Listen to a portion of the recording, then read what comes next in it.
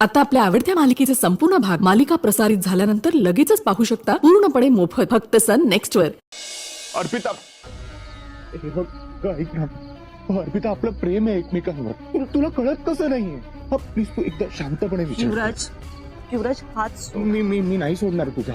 हे बघ अर्पिता ऐक ना, आपण दोघं वर्कआउट करू ना, काहीतरी मार्ग निघेल। तू फक्त आपल्या प्रेमावर विश्वास ठेव, आपल्या प्रेमाच्या ताकदीवर ऐक विश्वास ठेव। माझं, काय चाललंय तुमच्या दोघांचं?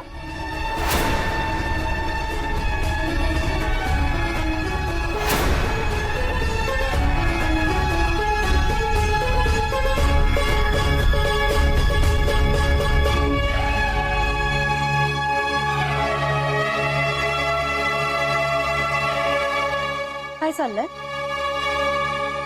येऊ अगं, मला बोलायचं होतं युवराजशी म्हणून मी त्याला हे असं हातात हात घेऊन तूच म्हणाली होतीस ना की युवराज आता फक्त माझा आहे, मग तरी सुद्धा त्याला एकट्याला का बोलवतेस तू? प्रिया तू काय बोलतेस? अगं तुम्ही दोघी बहिणी आहात, तुमचं प्रेम आहे एकमेकांवर, आणि तू हा विचार करतेस? आणि काय आमच्या मैत्रीशी प्रॉब्लेम आहे तुला आता? कारण मला माहितीये की तुमच्या दोघांमध्ये फक्त मैत्री नाहीये युवराज। हे बघ, आता आपल्या दोघांचं लग्न ठरलंय, त्यामुळे तुम्हा दोघांचं असं एकांतात भेटणं मी सहन करणार नाही। एक वेळ मी सहन करेन, पण बाबाने बघितलं तर? हे बघा, या घरामध्ये आधीच प्रॉब्लेम्स काय कमी नाहीयेत, त्यामुळे हे असं काहीतरी वागून अजून प्रॉब्लेम्स वाढवू नका। युवराज, आता तू फक्त माझा आहेस, आणि हे तिनेही कबूल केलं, त्यामुळे यापुढे मी तुला कुणाबरोबरही शेअर करणार नाही, अप्पूताई बरोबर सुद्धा नाही। हे बघ, तुला जे वाटतंय ना तसं हे बघ, मला एक्सप्लेनेशन नकोय, त्यामुळे आजपासून तुम्ही दोघांनी एकमेकांपासून दूर राहायचं, एकमेकांशी साधं बोलायचं सुद्धा नाही, कळलं?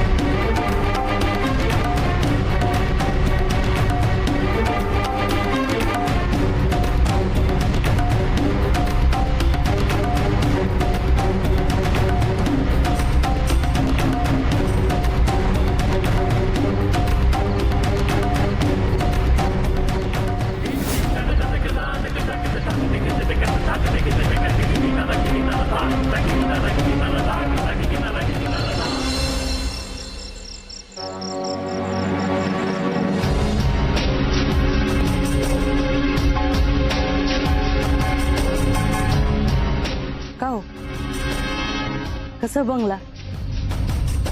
फक्त एवढं सांगा, तिजोरी कधी लुटायची?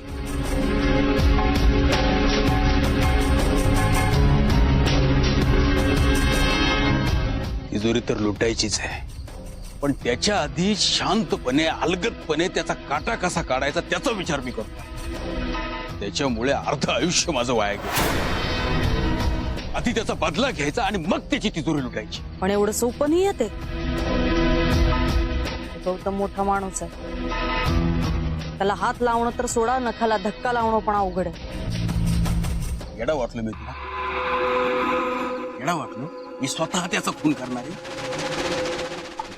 काट्यानं काटा काढायचा असतो, त्याची बायको कुठे हे त्याला माहित नाही, आणि त्याचं त्याच्या बायकोवर जीवापाड प्रेम आहे। तिचा अपघात झालाय म्हणल्यावर त्याला दुःख झालंच असणार, आणि त्याला दुःख झालं म्हणल्यावर तो जीव देणार, आणि त्यानं जीव दिला की लोक म्हणणार यानं आत्महत्या केली। बाई, एवढे कधी हुशार झाला हो तुम्ही? नाहीतर या आधी म्हणजे जमदग्नीचा अवतारच। रागाच्या भरात काय कधी कराल याचा नेम नाही, त्या रागापायच तुम्ही त्या मंजिरीच्या आईचा खून केला आणि आता म्हणजे बदललाच नाही. म्हणजे एवढं शांतपणे एवढा मोठा कट रचला. चांगलंय. जेलमध्ये खूप काही शिकलो मी. शाळाच होती ती. अतिशय थंड डोक्यानं 4 खून केलेले गुन्हेगार तिथे मी पाहिले. रागाच्या भरात माझं अर्ध आयुष्य वाया गेलं. त्या थंड डोक्यानं जर अंबिकेकडून मी काम करून घेतलं असतं ना, हवेली बांधली असती. ह्या अंबिकेनं मला बर्बाद केलंय आणि त्याची शिक्षा तिला व्हायलाच पाहिजे. तर होईलच. पण एक लक्षात ठेवा, ती आता नुसती अंबिका नाही राहिली, तर मंजिरी गौतम जहागीरदार आहे. नाव बदलण्यानं काय होतंय?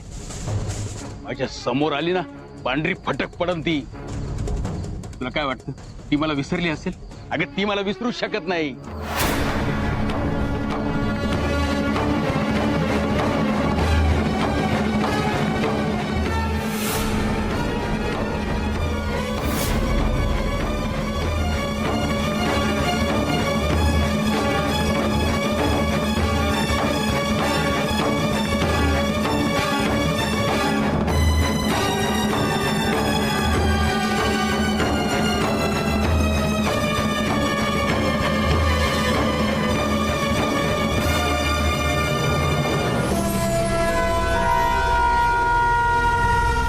काय चाललंय तुमचं? कोणाबद्दल बोलत होतात? कोण विसरली नाही? काही नाही, ते आपलं गावाकडच्या गप्पा. गावाकडे आमची आठवण काढत असतील ना सगळे. हा म्हणजे गावाकडची लोक विसरूच शकणार नाही असं चाललं होतं. ठीक आहे, जा आणि झोपा, उशीर झाला. हो ताई, उघड्यावर झोपणारी माणसं आम्ही. या बंगल्यात झोपच येईना म्हणून बाहेर आलो. होईल सवय. उशीर झालाय, जा आणि झोपा. होय.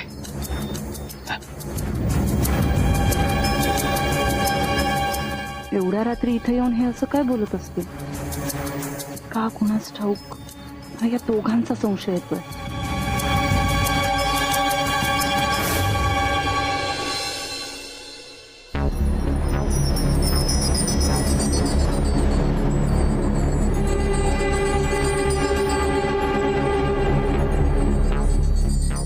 गौतम जहागीरदार आहेत का? ते आहेत वरती, मी पाठवतो, तुम्ही बसा. आले मी.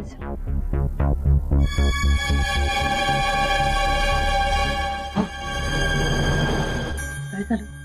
त्या पोलिसाला बघून एवढे का घाबरला? असं कराल तर कोणाला पण संशय येईल. जेलमध्ये असताना मला एवढं मारले, माझे कातडे सुलून काढलेत. पोलीस बघितलं का भ्यावूच वाटतंय मला. आणि या जहागीरदारांचा बदला घ्यायची इच्छा तीव्र होती. एक लक्षात ठेवा, काही झालं तरी कुणाला पण घाबरायचं नाही. चला साहेबाला बोलवूया.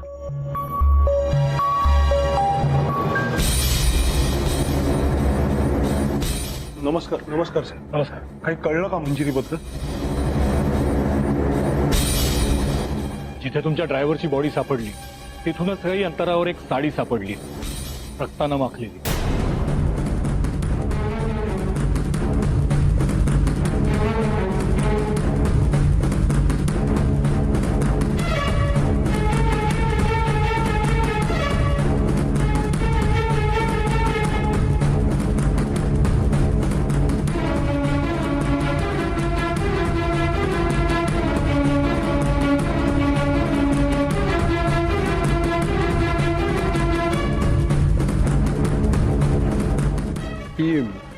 ही मंजिरीची साडी नाही.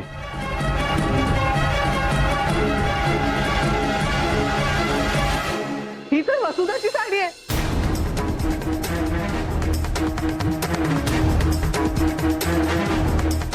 हो, मंजू बरोबर जाताना वसुधा मावशीने हीच साडी नेसली होती. बॉडी नाही सापडली, पण या साडीवरचे रक्ताचे डाग बघून वाटतंय की त्या बाईंचा जीव धोक्यात आहे.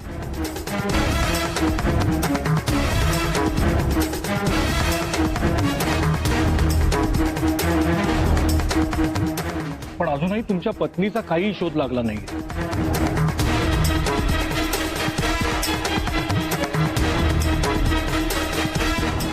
पण काळजी करू नका, आम्ही त्यांना लवकरात लवकर शोधून काढू. साहेब, तुम्हाला आणखी काही लीड्स मिळालेत का?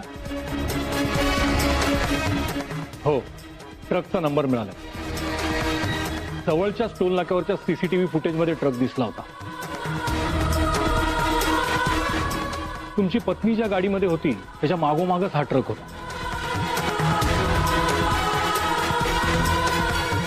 ट्रकला आम्ही लवकरात लवकर शोधून काढू. ड्रायव्हर हाती लागला तर कळेल आपल्याला.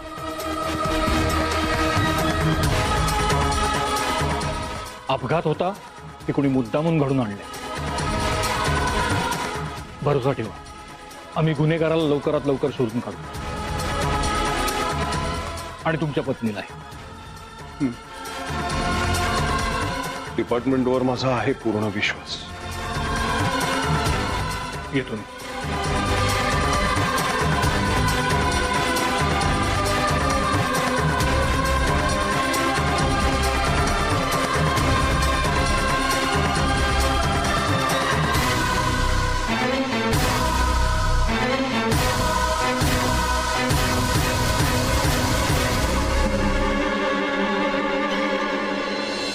इकडे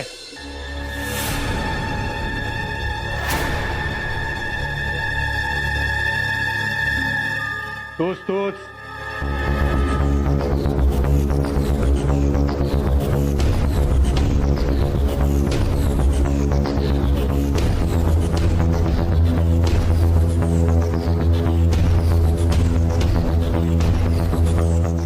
इकडे. नाव? रघु. रघु काय? रघु म्हात्रे. अपघात होताना पाहिला होता? नाही, मी नाही, माझ्या बायकोनं पाहिला. हा, हिनं पाहिलं. गुड.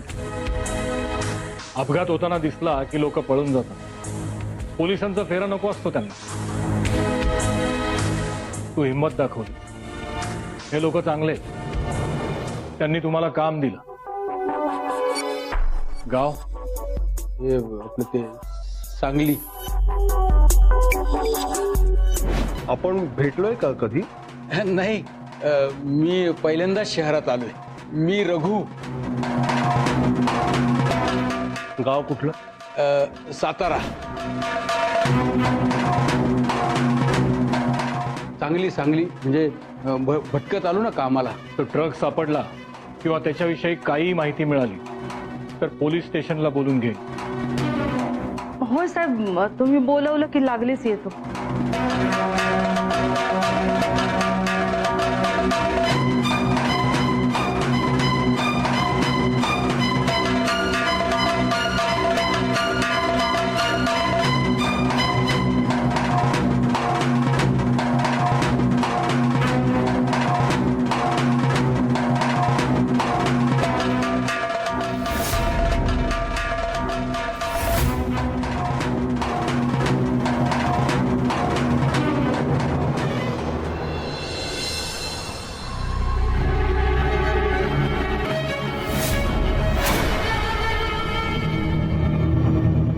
आई, रिया, अजून किती लाख वेळा हिला सांगितल्यावर कळणार आहे? माझ्या समोर यायचं नाही हिने.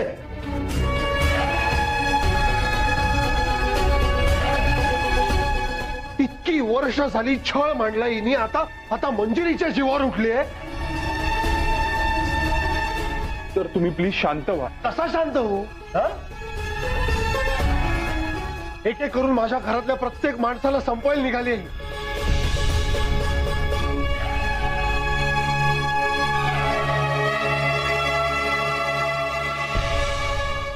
इतकी वर्ष झाली छळ मांडला हिने, आता मंजिरीच्या जीवावर उठली आहे. तर तुम्ही प्लीज शांत व्हा. कसा शांत हो? एक एक करून माझ्या घरातल्या प्रत्येक माणसाला संपवायला निघाली.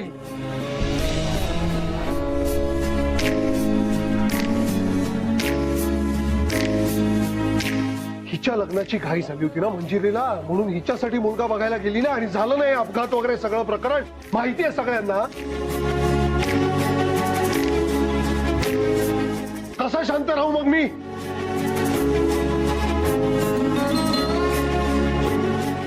नाही सर, तुम्ही इथून चला.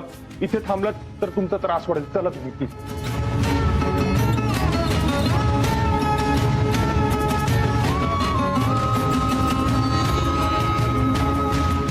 ए तुला माहिती नाहीये का ग बाबाची आता मानसिक स्थिती काय आहे ते?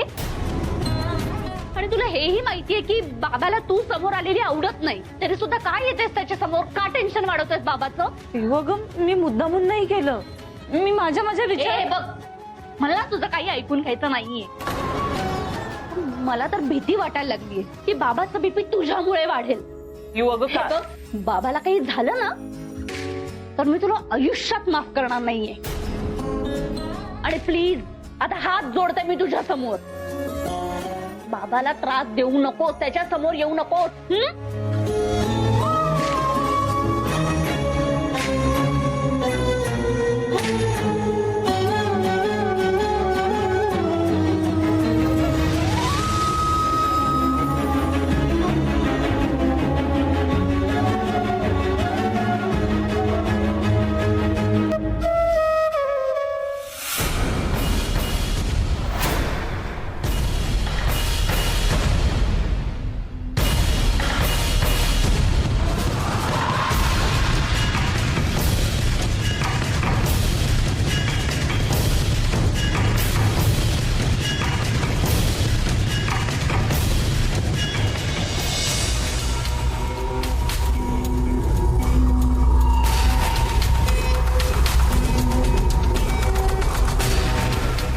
मम्मी, आत्या, तुम्ही सगळे अचानक इथे?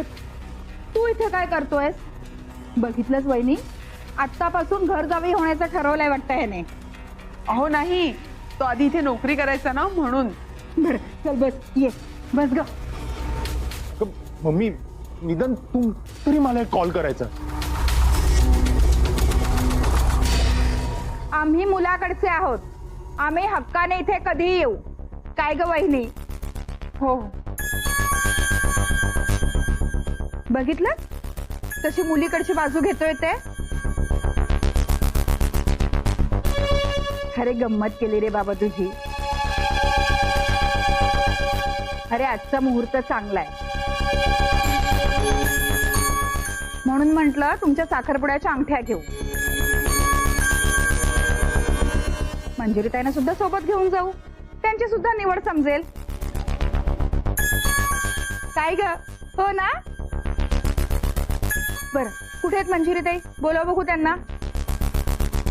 अगं आत्या, निदान मला एक फोन केला असतास तर. परत फोन? अरे आम्ही काय परके आहोत का? बोलव मंजिरीताईंना. मंजिरीताई! थांब आत्या, आत्या हे बघ, ते आता नाही येऊ शकत.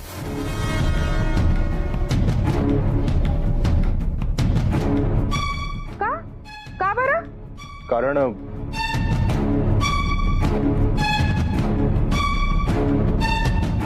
आता त्या नाहीये तिथे.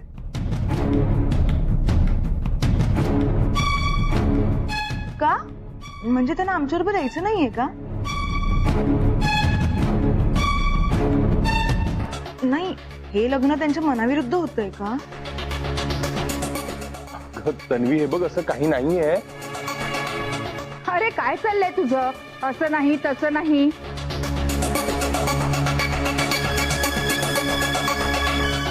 मंजिरीताई! अगं अहो मंजिरीताई! गपरे. मंजिरीताई! नमस्कार, तुम्ही अचानक इकडे? बस. हो आई. सॉरी, तुम्हाला न कळवता आलो आम्ही. सॉरी काय, बसा, तुमचं हक्काचंच घर आहे. पिऊ, सुवर्णाताईंना जरा चहाचं सांग. हो. नाही नको, काही नकोय आम्हाला.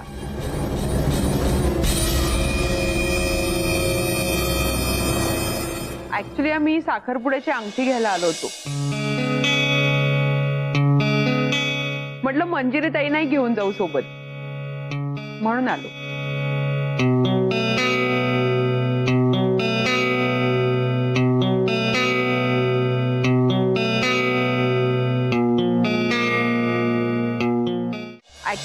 साखरपुड्याची अंगठी घ्यायला आलो होतो. म्हटलं मंजिरी ताई नाही घेऊन जाऊ सोबत, म्हणून आलो.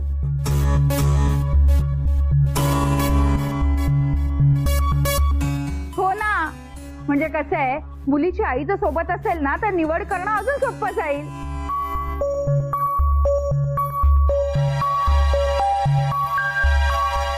हो की नाही? बोलवा बघू त्यांना.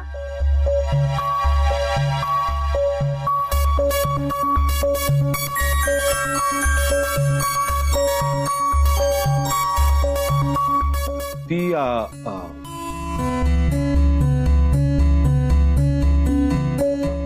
ती आत्ता म्हणजे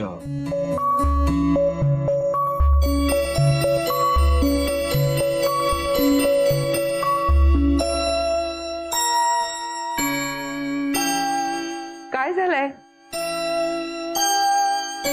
काही झालंय का?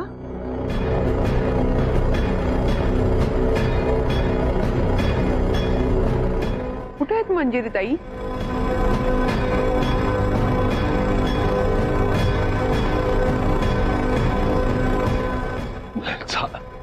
झालंय झालंय माझं. व्हायचंय काय हो ते. ती ती बाहेर गेलीये, जरा घरात नाहीये, बाहेर गेलीये.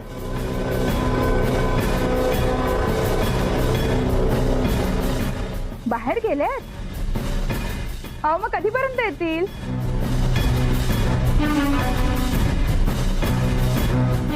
गावी गेलीये, त्यामुळे कधी येईल असं नीट सांगता येत नाही. नवलच आहे. मागच्या वेळी जेव्हा आम्ही साड्या घ्यायला आलो होतो तेव्हा सुद्धा त्या नव्हत्या आणि आजही नाही आहेत.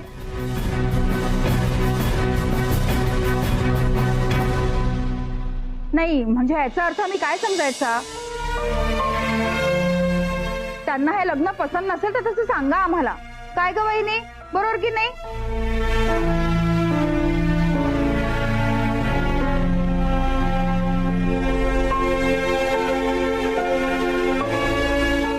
अहो नाही नाही,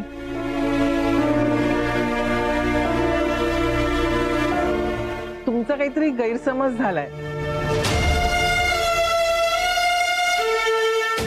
मंजिरी उलट सगळ्यात जास्ती खुश आहे, है ना?